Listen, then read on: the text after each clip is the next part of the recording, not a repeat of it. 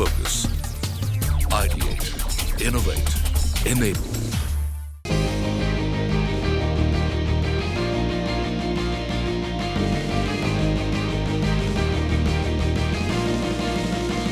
Today, business transformation is not just about profit, it's about the triple bottom line: planet, people, and profit. Sustainability is at the forefront of business transformation programs.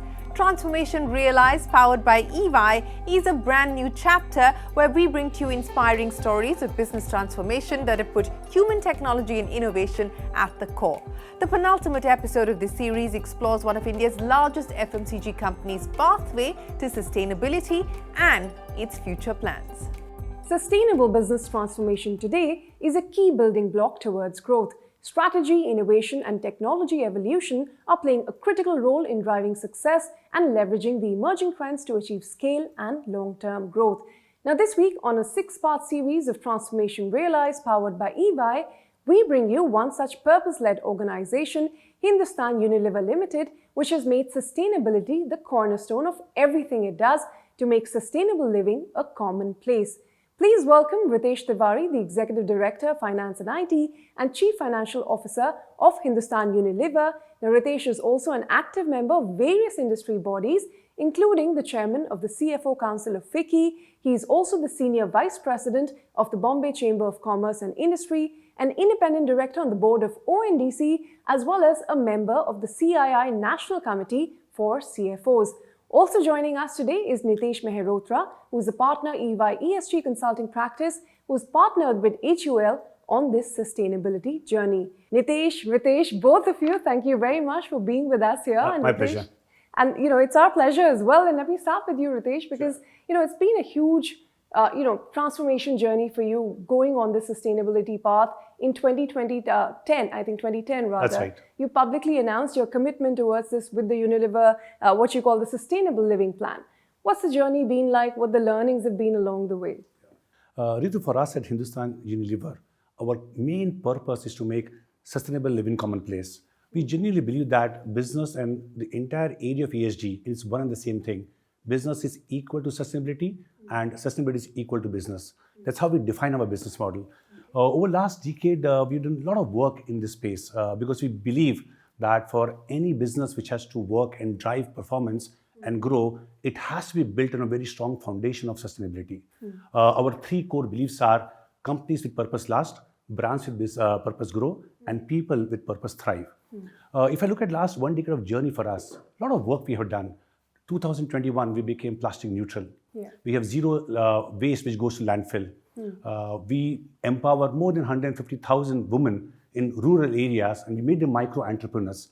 They bring livelihood to their own house. And be it the area on plastics, be it the area on water, be it the area on livelihood, all these areas we have really focused upon in last more than a decade, and the impact is visible in what we have driven.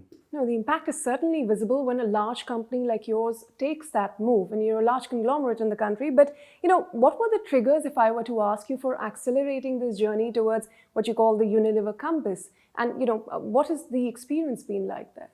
I think the main trigger for us is that a business which is sustainable also drives superior business performance. That belief is at the core heart of what we end up driving. There are 3 pillars to what we end up doing. It starts with that we have to ensure that we're able to improve the health of the planet. We have to improve health of people, well-being, and give them confidence. And third, equally important in today's time, society is very important. How are we able to contribute to an equitable, diverse society? That role, as we do believe, we have to play as corporate citizen. Today, when I talk about our own business as Hindustan Unilever, we have multiple areas in which we go on and made commitments. And it's the public commitments which we go on and published in our annual report as well. Let me start naming a few of them. If I look at the planet, a big job at this point in time for us the whole world is committing to net zero. India has India's vision of reaching net zero by 2070. Our Prime Minister has very eloquently spoken about that in COP26. At Hindustan Unilever, we have also committed to ensure that by 2039, we will be a net zero organization. But we have many milestones as part of the journey to reach where we wanted to reach. For example, our clear goal this point in time is by 2030, we will have half the amount of intensity of carbon emissions in our product range. An example to give. If I talk about waste, we are already a plastic neutral organization by 2021. But we have to now take steps forward. How do we ensure that our entire business has usage of plastic which is either reusable or recyclable or compostable? That's a clear goal on which we are working upon. India has a massive water challenge, and we run a very large program on creating water potential. Through Hindustan Unilever Foundation, we are aiming to create 3 trillion litre of water potential. That's the kind of impact we want to create in that area. Okay. Again, when it comes to the entire area of social impact, we do believe that everybody who's associated with our business needs to earn a fair living wage. That's our goal that we want to ensure that we earn and deliver by 2030. So those are the few examples of what we want to really drive across various impact areas.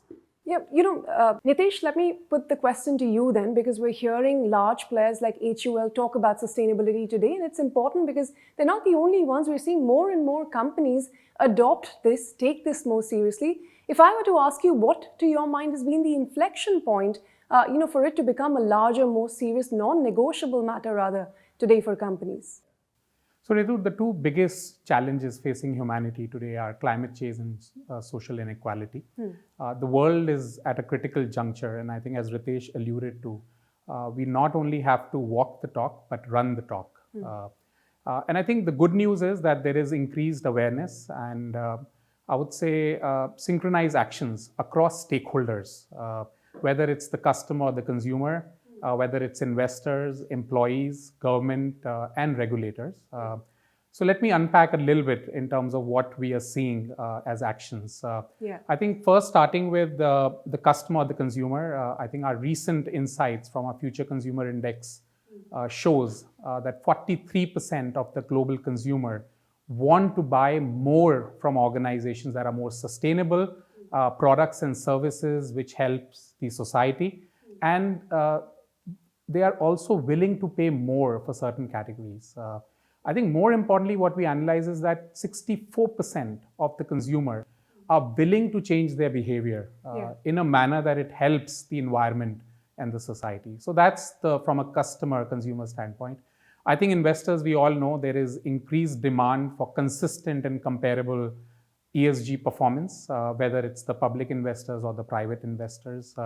And I think that's very critical for us to assess the leaders in this space. Third, I would say, I think there is a lot of discussion around employee value proposition. And I think Unilever is a great example where organizations which are driven by a purpose, employees are more driven towards those organizations. I think government, there is a lot of policy action as we are seeing from the Indian government.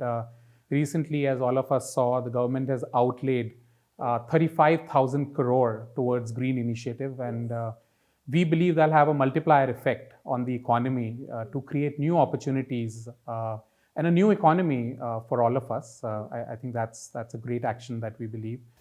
Good to hear those thoughts really and some of the data coming behind that. But we have to take a very short break, so stay with us. We'll be back in just a moment.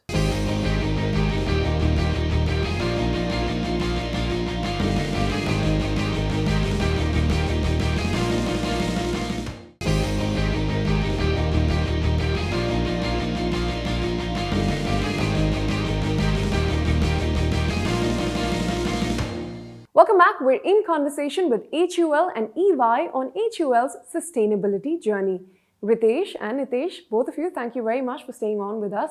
Ritesh, let me come back to you. Sure. Like I said, it's a journey.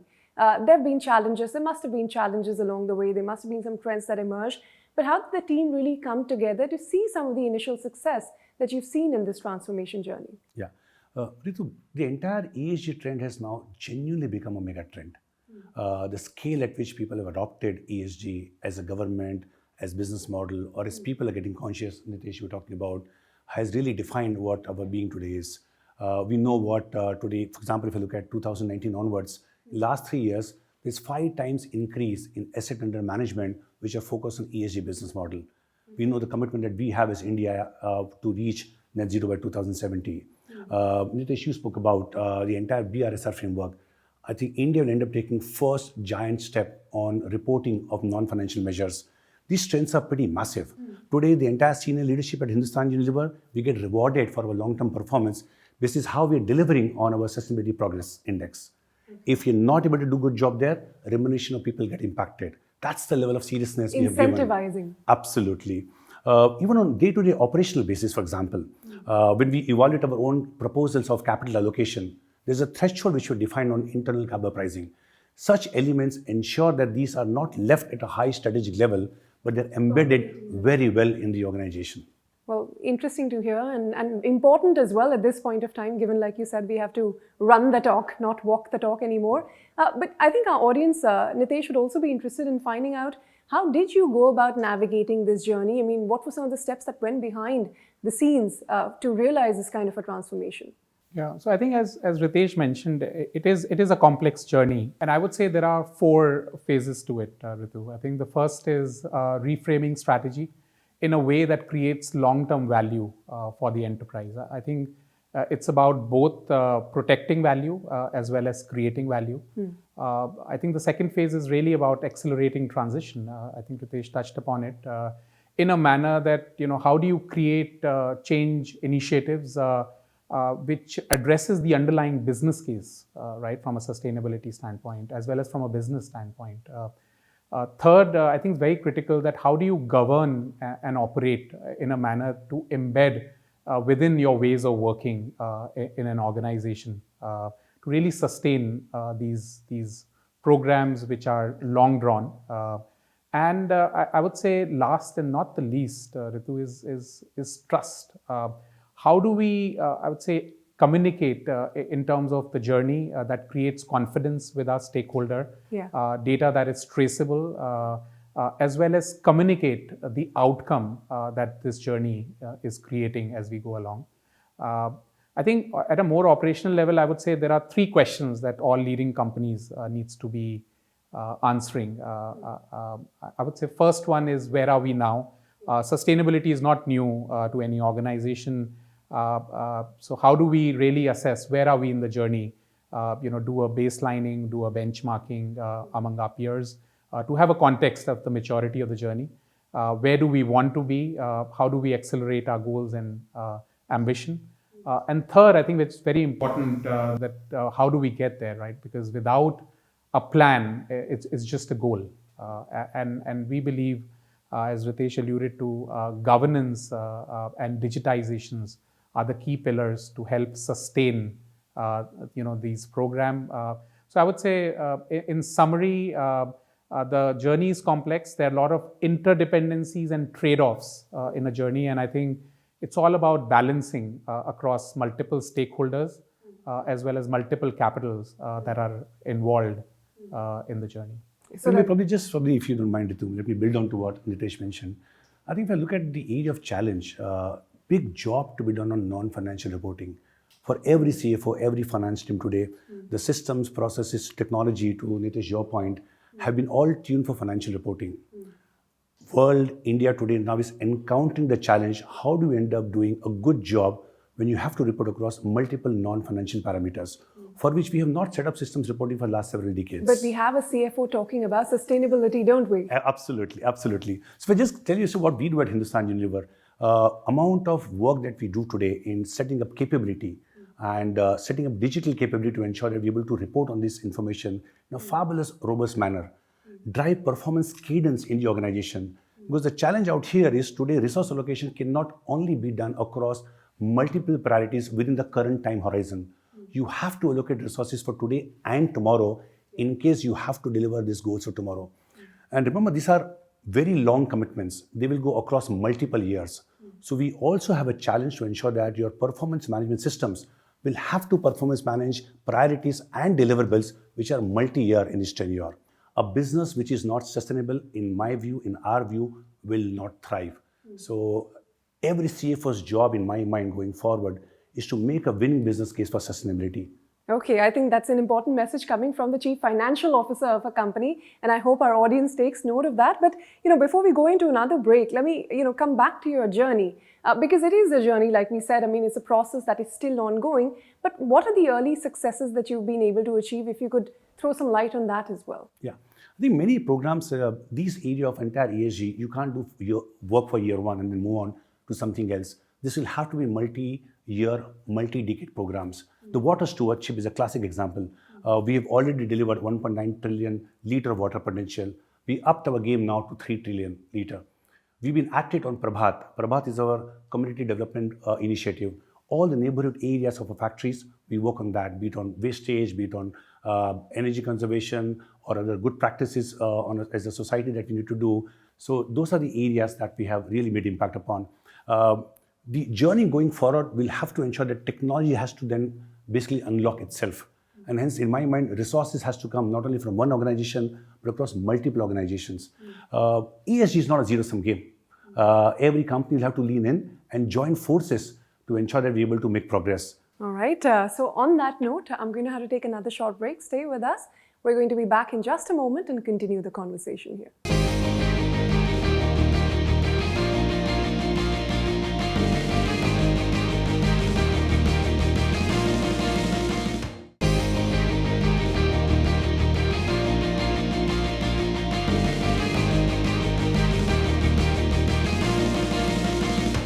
Welcome back. We're in conversation with HUL and EY on this transformation journey.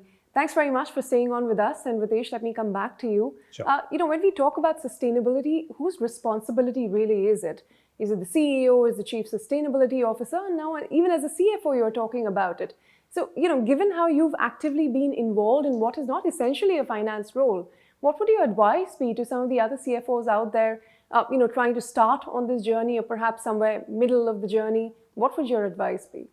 I genuinely believe, Ritu, that ESG is everybody's business, from classroom to boardroom. And as CFO, I see ourselves as chief value architect. Our job as CFO is to ensure that our business models are sustainable. And we have to bring business and sustainability at a common plate together. We have a job that we create value, we also protect value. For creating value in today's time of ESG, we have to work on winning business cases. Equally, when it comes to protect value, entire reporting area today, if I may use the word, it's like an alphabet soup. There are multiple global regulations, local regulations, and many areas. I have lovely partners who help us to stitch and get more clarity in this area. As a CFO, there's a large job to be done to bring clarity in these areas so that you don't end up making a reporting which does not truly reflect what business performance has been in the area of sustainability. So it's both creating value and protect value. In my mind, every CFO has to do in the area of ESG. So, if we were to talk about sustainability, rather performance management, what is the role of data and digital to your mind? Yeah, so Ritu, I think digitization and data are very critical to sustain sustainability, I would say. And I think, as Ritesh mentioned, overall led by data, we need to have a single version of truth. And I would say near to real-time monitoring for actionable insights, right? And I think there are 4 goals, I think, as we're looking at it. I think, how do you first scientifically measure and baseline where you are? I think that's very critical with the right standards, right, that are involved. Second is, how do you really benchmark and continuously monitor, right? It's not a one-time exercise. Yeah. How do we embed this into business as usual? I think third is definitely, as you start to take actions and initiatives, how are you improving the performance, right, to create value for the organization? I think is very critical. And last and not the least, I think certainly, how do you communicate in a manner that creates confidence and also demonstrate the underlying business case that we're trying to solve. I think from a data standpoint, just at a more operational level, I think there are 3 data models that we've been working with. One, as we look at data from sustainability, is data that enterprise emits, right? So if we were to look at Unilever, within the 4 walls of Unilever, right? Right from buy, make, move, sell, there's a lot of data that is being emitting, right? Across, the business transaction. I think that's one, enterprise data, as we call it. But the larger chunk is certainly the supply chain data, right? The ecosystem. How do you really measure across your third parties and even your fourth parties, one would say. And I would say third is even external data, right? So in terms of intelligence from a sectoral standpoint, what are the perceptions or assessment from an investor standpoint? What is it that your consumers are saying, right? So external intelligence.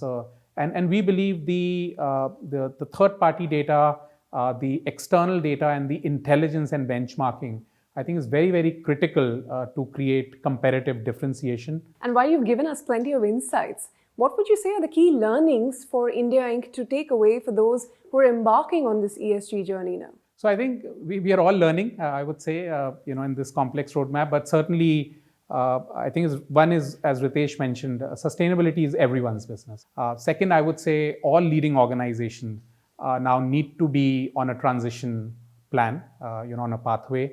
Net zero, I think, is very, very critical. Even we at EY, like Unilever, have taken our net zero target and we are on our journey. Third, I would say, I think sectoral inputs are very, very important, right? Because we believe environmental and social are very sectoral while governance is agnostic. So, how do we sectorize this journey? I think teaming is very critical. It's a cross-teaming sport, right? You have to team across the organization, across the ecosystem. I think so. Collaboration is very, very critical. Driving change is all about change management initiative, and how do you positively influence, I think, to drive change is very critical. I think we talked about the role of data and digitization from day one to help accelerate. I think that's very critical. And I think, as Ritesh touched upon, I think the role of finance as stewards to really drive this across the organization is very, very critical. And to build trust within the journey with a data-led approach is very critical. So that, I would say, the two other key bits. Ritesh, if you want to add from your perspective. To sum it up, in my mind, it will all boil down to a challenge of leadership. Leaders will have to make a transition from giving the right answer to asking the right question in the area of ESG. Together, I think we need to make a very firm, strong commitment and make this decade count. Count for the progress on ESG, not only as organization, but also as a country. And hence, in my mind, it's leadership that will ultimately make a difference in this area. No, absolutely. Well, and that is the takeaway for the role of the industry as well, in what they could do to further some of these important goals. On that note, Ritesh and Nitesh, thank you very much. It's been a pleasure speaking to both of you. And I hope our audiences had a lot to take away, especially those that are just embarking on this journey, a very important one at that. So thank you. Thank you for your time, both of you. Thank you, Ritu. Thank you, Ritu. Thank you. Thanks, Ritesh. Thank you. Well, that was Hindustan Unilever's journey to make sustainable living a commonplace. Well, that's it then on this edition of Transformation Realized, powered by EY, which is the 6-part series that we bring to you, inspiring stories of business transformation powered by people, technology and innovation. So stay tuned to CNBC TV 18 for more.